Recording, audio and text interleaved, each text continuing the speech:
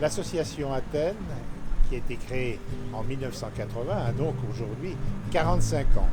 45 ans d'action pour faire vivre la solidarité sur le bassin Thionville-Fensch, grâce à un personnel particulièrement expérimenté, grâce à une équipe de bénévoles qui consacrent beaucoup de leur temps à faire vivre le projet social et le projet associatif d'Athènes, qui fait en quelque sorte qu'aujourd'hui nous sommes un des points d'appui essentiels de l'action sociale sur tout le secteur. Grâce à nos équipements, nous assurons un hébergement tout à fait adapté. Grâce à notre équipe, nous assurons l'insertion et nous permettons à un certain nombre de personnes qui sont passées par nos équipements de retrouver toute leur place dans la société grâce à un logement autonome et un travail rémunérateur. L'année 2024 a été particulièrement dense en activité pour notre association. La mise en place d'un nouveau CSE, puisque le seuil des 50 salariés a été dépassé, un nouveau projet associatif, des projets d'établissement renouvelés avec leurs corollaires que sont les livrets d'accueil et les règlements de fonctionnement, un nouveau projet accord collectif et un règlement intérieur. Et puis, bien évidemment, 2024 n'aura pas dérogé à la règle en ce qui concerne le développement d'activités nouvelles, puisque nous avons installé un nouveau dispositif qui s'appelle les LHSS de jour, et qu'un quatrième pôle constituant d'Athènes a été mis en place. Il s'agit du pôle d'insertion.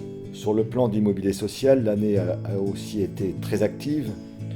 De nombreux investissements dans les services et équipements ont été déclinés, et ce pour améliorer les conditions de travail et renforcer la qualité d'accueil pour notre public. L'année 2024 aura été marquée aussi par des acquisitions d'immeubles locatifs, marquée enfin par un projet de construction immobilière de 20 logements avec une première pierre qui devrait être posée en décembre 2025. Cela traduit bien évidemment notre volonté forte de consolider et de pérenniser nos bases et développer nos actions sur le territoire thionvillois élargi. Le phare, c'est quoi ? Un point accueil jour, où l'on peut répondre aux besoins de première nécessité tous les matins de la semaine sans condition d'accueil. 100 personnes par semaine y sont accueillies.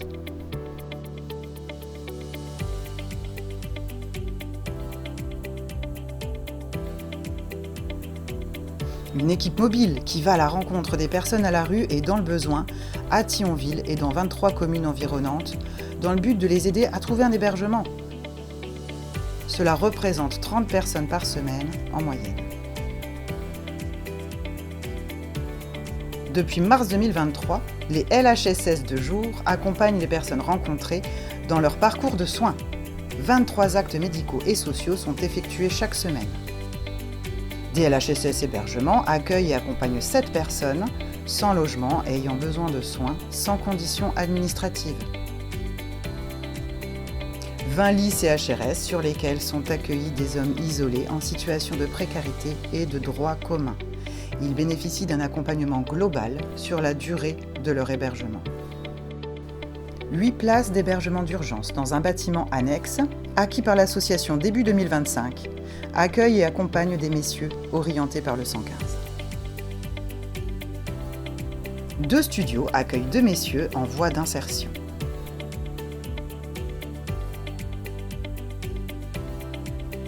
Une psychologue et une thérapeute sont disponibles pour le bien-être psychique des personnes accompagnées.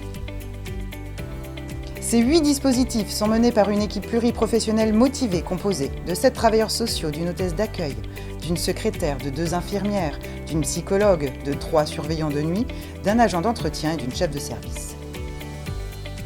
Venez visiter! Paul Becker, coordinateur du pôle insertion, créé en septembre 2024 pour faciliter l'accès à l'emploi des usagers de l'association. Pour ça, on essaye de développer des partenariats avec les acteurs majeurs de l'insertion afin de lever les freins à l'emploi. Ça passe par des actions collectives comme des réunions d'information ou des ateliers CV, mais aussi par des suivis individuels pour rechercher des formations, faire des candidatures ciblées ou trouver des aides à la mobilité. Ce dispositif est ouvert à l'ensemble des services de l'association, Donc n'hésitez pas à me contacter si vos suivis ont besoin d'aide dans la recherche d'emploi.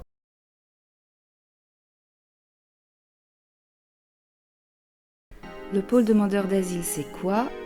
Un service d'accompagnement pour des personnes issues de l'immigration. Depuis septembre 2024, on retrouve une secrétaire et une coordinatrice à l'accueil des bureaux. 3 travailleuses sociales ont en référence les hôtels et logements diffus dans lesquels sont hébergées les personnes. Sur le service, nous accueillons des personnes avec un parcours complexe dans leur demande d'asile ou dans leur parcours de régularisation. 2024, cela a concerné 316 personnes, soit 96 foyers hébergés sur des hôtels conventionnés 115, 43 personnes, soit 11 foyers hébergés sur le dispositif ALTDA, et cela a aussi concerné 7 foyers hébergés sur le dispositif IML Ukraine. Au-delà de l'accompagnement social, l'équipe porte une attention particulière aux vulnérabilités spécifiques du public. Maladies, handicap, violences intrafamiliales, psychotraumas liés à l'exil et problématiques liées à la traite humaine. Sur les hôtels 115 qui sont situés à Famec, à Thionville et à Hayange, on retrouve un public avec un statut différent, primo-arrivants, demandeurs d'asile ou en situation irrégulière majoritairement. En 2024, il y a eu des arrivées importantes de personnes réfugiées et primo-arrivantes, qu'on a du coup aussi retrouvées sur les hôtels. Ces arrivées sont notamment liées à l'évolution du contexte politique et au démantèlement du camp de Cayenne. Sur les hôtels, les situations sont liées au statut administratif des personnes et l'équipe doit s'adapter à chacun. De la réponse aux besoins fondamentaux jusqu'à l'ouverture de certains droits communs. Les dispositifs ALT et IML permettent à l'équipe de travailler avec les personnes régularisées, l'insertion par le logement et l'emploi. En décembre 2024, l'IML spécifique public ukrainien a pris fin. Les personnes accompagnées ont été réorientées vers d'autres dispositifs. L'accompagnement des enfants est une part importante du travail au niveau du pôle demandeur d'asile. En effet, en 2024, 143 enfants mineurs ont été accompagnés par les travailleuses sociales. L'accès à la scolarité est un droit fondamental de l'enfant et les travailleuses sociales restent vigilantes quant aux problématiques de maltraitance. Le public immigré a un parcours en mouvance. Le pôle demandeur d'asile est une étape, un passage dans leur histoire de vie. L'intermédiation locative, dit IML, en 2024 répond toujours à ces 3 grandes missions: captation de logements, gestion locative et accompagnement social. 18 logements et 23 personnes ou familles accompagnées. Au 31 décembre 2024, 10 personnes seules, 11 familles monoparentales, un couple avec 2 enfants et un couple sans enfants sont accompagnés. L'IML attache beaucoup d'importance au travail en partenariat, que ce soit avec les bailleurs, les autres services internes et les centres sociaux par exemple. Avec eux, nous réalisons des actions autour des thématiques liées au logement. Une convention est signée avec le Point Conseil Budget du Centre social et culturel Jacques Prévert qui vient faire des permanences au sein d'Athènes. L'IML, en 2024, c'est aussi l'accueil de 2 stagiaires conseillères en économie sociale et familiale. Pour 2025, l'IML, ce sera de nouveaux projets, de la captation de logements, de nouvelles arrivées, améliorer le suivi des personnes et continuer d'organiser des actions, notamment avec les partenaires. Le lieu d'écoute et d'accueil en 2024, c'est l'accueil, l'écoute active et l'accompagnement de 210 victimes de violences conjugales et intrafamiliales. Le public accueilli reste essentiellement féminin et pour la plupart mariés ou séparés. Concernant les violences, celles le plus exprimées au premier contact restent les violences psychologiques, suivies des violences verbales, physiques, économiques et administratives, violences sur les enfants, violences sexuelles et en dernier les cyberviolences. 2024 est marqué par le départ en congé maternité de sa coordinatrice accueillante. En attendant son remplacement, sa collègue de l'IML a pris le relais auprès des personnes victimes et des partenaires. La psychologue salariée a quitté le dispositif fin d'année pour de nouveaux projets. Le Léa peut toujours compter sur ses partenaires comme la TAV, le CIDFF, l'Ordre des avocats et la psychologue libérale, devenue depuis peu salariée. En 2025, un aménagement des locaux est prévu afin d'améliorer l'accueil et l'accompagnement des personnes victimes. À noter qu'une nouvelle coordinatrice accueillante est arrivée en février. Le dispositif psychologique, c'est 128 entretiens réalisés sur le pôle accompagnement sans entretien réalisé sur le pôle hébergement. L'intervention se ferait auprès des personnes en situation de précarité, qui sont en difficulté psychologique. Un espace d'écoute et de soutien pour exprimer ses émotions, surmonter ses difficultés et développer ses ressources. Ce qui a marqué 2024, c'est l'arrivée de la psychologue en septembre. Le dispositif psychologique, c'est aussi le partenariat et la collaboration avec d'autres structures comme le XAPA par exemple. De plus, la psychologue exerce non seulement dans son bureau, mais aussi sur le terrain. Les mesures de SLL se rendent vers 2 caps d'intervention, l'accès et le maintien. Depuis janvier 2024, Athènes a obtenu le marché public sur tout le secteur de Thionville, allant de Bouzonville à Audin-le-Tiche, en passant par Putange, impliquant une zone géographique importante. Le poste d'ASLL est assuré par 2 professionnels, dont une qui est partie en congé maternité en juillet 2024 et qui a été remplacée en septembre. L'accompagnement englobe des problématiques diverses et demande par conséquent une prise en charge globale de la situation des ménages. Un travail en partenariat est essentiel avec les différents organismes et associations afin d'accompagner au mieux la personne et lui faire gagner en autonomie. Les services sociaux, les associations, la CAF, la CPAM, les services des impôts, France Travail, la MDPH, le Point Conseil Budget et il y en a plein d'autres. L'articulation de ce partenariat s'organise autour de rencontres communes chez les ménages, de liaisons régulières par mail et téléphone, de rendez-vous permettant de considérer la situation familiale dans sa globalité et de mieux répondre aux difficultés repérées au cours de l'accompagnement. Des actions collectives sont réalisées en collaboration avec l'IML sur les thématiques liées au logement.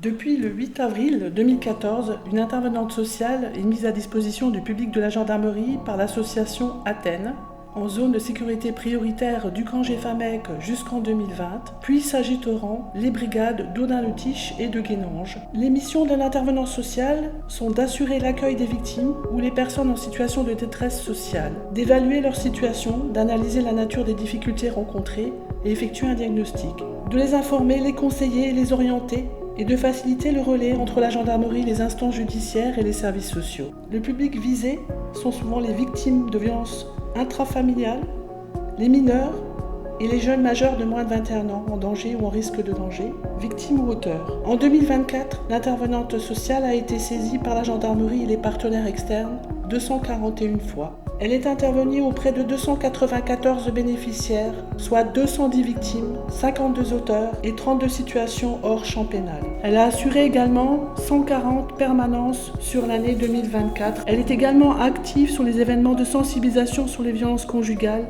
Elle informe les partenaires. Un rapprochement entre l'association Athènes et la compagnie de gendarmerie de Thionville est envisagé en 2025, visant l'amélioration des services destinés aux bénéficiaires de l'intervention sociale en gendarmerie, mais aussi pour promouvoir à terme une activité à temps plein sur ce dispositif, permettant de l'élargir aux brigades d'Étanges-Grande et de Rethel, demandeuses depuis plusieurs années. Le dispositif 18-30 ans a été créé en 1987. Actuellement, il dispose de 6 places. Il s'agit de logements de type F3 qui se situent à Thionville. Le premier près de l'hôpital Bel-Air, rue des Rossignols, le second en ville, rue du Général Mangin, et le troisième au-dessus de nos bureaux, route de Metz. Ces logements sont loués par Moselis et ICF par l'association Athènes. Les hébergés pour 2024 ont été au nombre de 13. Leur durée moyenne de séjour va de 1 mois à 12 mois. Le travailleur social référent se déplace 1 à 2 fois par semaine dans les appartements afin de rencontrer les personnes, leur apporter les courriers et s'assurer de la bonne tenue du logement. L'éducatrice en poste assure 10 heures par semaine sur ce dispositif pour l'accompagnement de 6 hébergés en complément d'une activité à temps partiel sur le dispositif d'intervention sociale en gendarmerie. Les objectifs avec les hébergés sont formalisés après chaque entretien et réévalués au fur et à mesure jusqu'à l'aboutissement de l'orientation finale. L'objectif principal de chaque hébergé est d'avoir un emploi et un appartement. L'hôtel social accueille sur 2 bâtiments au 56 et au 66 des personnes majeures, des femmes, des hommes et des couples sans enfants. Nous bénéficions de 46 places pour une durée de 6 mois à 18 mois en hébergement d'urgence. Le but est de les accompagner vers le relogement et un emploi. À l'accueil des résidents, nous leur remettons un kit d'hygiène et un kit d'alimentaire pour pallier aux premières nécessités.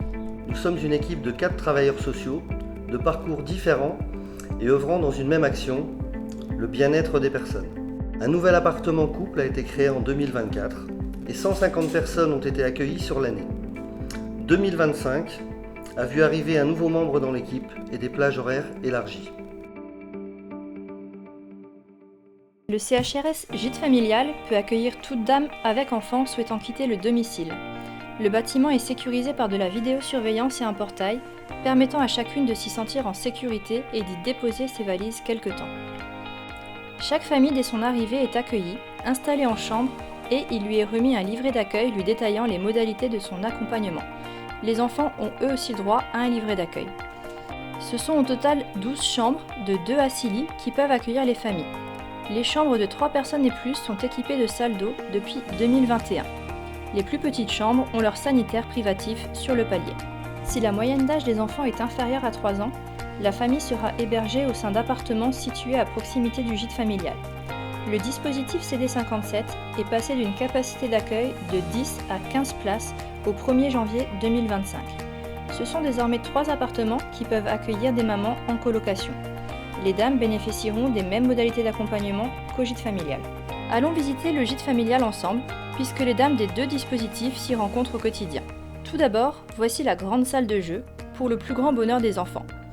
2 bénévoles y interviennent en semaine pour proposer des activités aux enfants. 2 autres bénévoles interviennent quant à elles les soirs de semaine pour aider les enfants à faire leurs devoirs.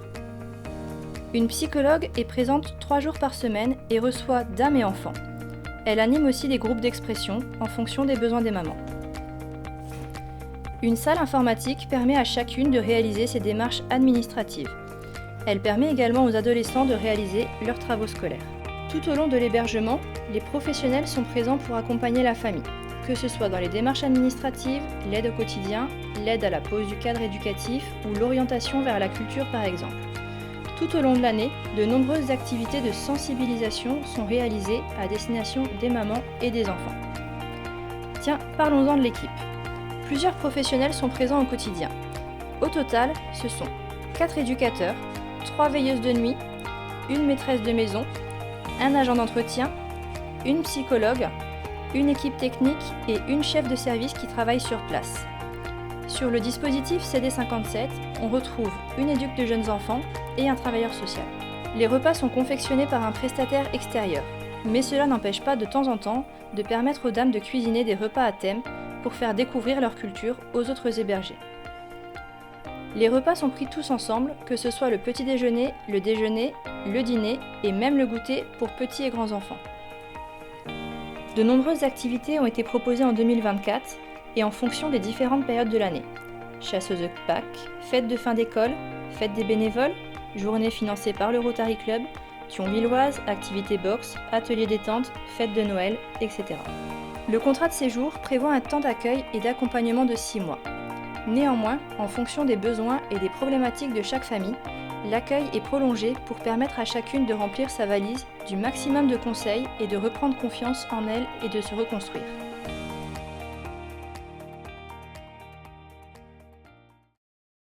Athènes, ses équipes, toutes les personnes qui ont consacré une partie de leur activité à faire vivre cette association méritent notre reconnaissance. Je voudrais saluer et remercier l'ensemble du personnel et l'ensemble des bénévoles qui depuis tant d'années apportent leur contribution à faire vivre Athènes. À travers les interventions des chefs de service et des cordeaux que vous avez pu voir dans ce film, c'est tout le travail des salariés d'Athènes qui est mis en exergue et qui est mis en valeur. Ce sont les efforts, l'implication quotidienne des salariés d'Athènes qui permet justement à Athènes d'avancer. Et ça, je tenais à les en remercier vivement. Merci à chacun et à chacune d'entre vous et je souhaite une bonne assemblée générale.